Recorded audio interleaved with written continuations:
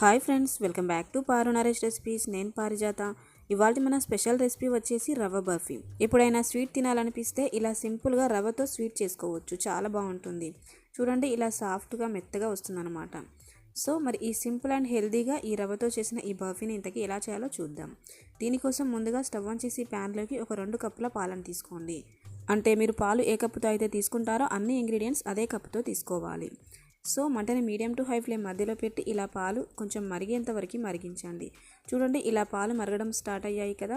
ఇప్పుడు మంటని మీడియం ఫ్లేమ్లో పెట్టి ఈ పాలని బాగా మరిగించాలి. ఒక 5-6 నిమిషాల పాటు బాగా మరిగించాలన్నమాట. ఇవి ఒక పక్కన మరుగుతుండగా మరో ప్యాన్లోకి అరకప్పు వరకు నెయ్యి తీసుకోండి. ఈ నెయ్యి కొంచెం కరిగి కొంచెం లైట్గా వేడయ్యాక 1 కప్పు బొంబాయి రవ్వని తీసుకోండి. ఇలా బొంబాయి రవ్వని యాడ్ చేశాక మంటని లో ఫ్లేమ్లో పెట్టి ఈ రవ్వని కలుపుతూ బాగా ఫ్రై చేయాలన్నమాట. అంటే మాడిపోకుండా లైట్గా కలర్ చేంజ్ అయ్యే వరకు బాగా ఫ్రై చేయాలి. ఇలా ఒక 5-6 నిమిషాల పాటు కలుపుతూ బాగా ఫ్రై చేస్తే ఇలా రవ్వ కొంచెం కలర్ చేంజ్ అయ్యి బాగా ఫ్రై అవుతుందన్నమాట. ఇప్పుడు స్టవ్ ఆఫ్ చేసేసి పక్కన పెట్టాలి. ఇప్పుడు బర్ఫీ సెట్ చేయడానికి ఒక ప్లేట్కి ఇలా నెయ్యి అప్లై చేసి తీసుకుందాం. చూడండి, మరో పక్కన పాలు కూడా ఇలా మరిగి కొంచెం దగ్గర పడి ఉంటాయి. సో ఈ టైంలో మనం ఫ్రై చేసుకున్న రవ్వని యాడ్ చేసుకుందాం. ఇలా నెయ్యితో సహా మొత్తం యాడ్ చేయండి. ఇలా యాడ్ చేశాక అంతా ఒకసారి బాగా కలిసే విధంగా కలపండి. ఇప్పుడు మంటని మీడియం ఫ్లేమ్లో పెట్టి ఇలా కలుపుతూ 2-3 నిమిషాలు ఉడికించారంటే చూడండి, ఇలా రవ్వ పాలని చక్కగా అబ్జర్వ్ చేసుకొని ఇలా దగ్గర పడుతుంది.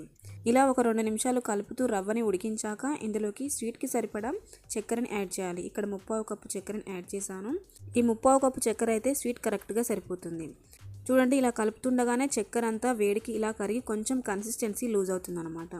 ఈ టైంలో ఇందులోకి మంచి ఫ్లేవర్ కోసం 1/2 టీ స్పూన్ ఇలాచీ పౌడర్ యాడ్ చేసి మిక్స్ చేయండి. మంటని లో టు మీడియం ఫ్లేమ్ మధ్యలో పెట్టి ఇలా కలుపుతూ ఒక 5-6 నిమిషాల పాటు బాగా ఉడికించండి. చూడండి, ఇక్కడ ప్యాన్ నుంచి సపరేట్ అవుతుంది కదా.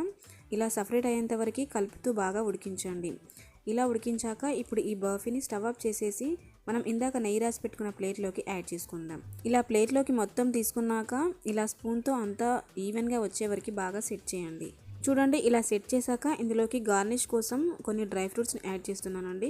మీ దగ్గర లేకపోతే యాడ్ చేసుకోకపోయినా పర్వాలేదు. డ్రై ఫ్రూట్స్ ఊడిపోకుండా కొంచెం లైట్గా ప్రెస్ చేశాక ఇప్పుడు ఈ బర్ఫీని పూర్తిగా చల్లారేంత వరకు పక్కన పెట్టేశాక పీసెస్లా కట్ చేసుకోవడమే.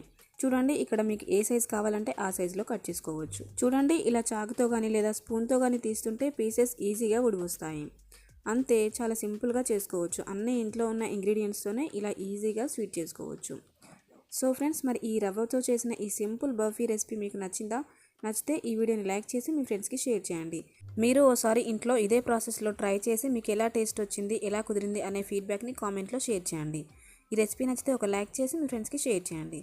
ఇలాంటి సింపుల్ అండ్ ఈజీ రెసిపీస్ కొరకు నా ఛానల్ని సబ్స్క్రైబ్ చేసుకొని పక్కనే ఉన్న బెల్ ఐకాన్ యాక్టివేట్ చేయండి.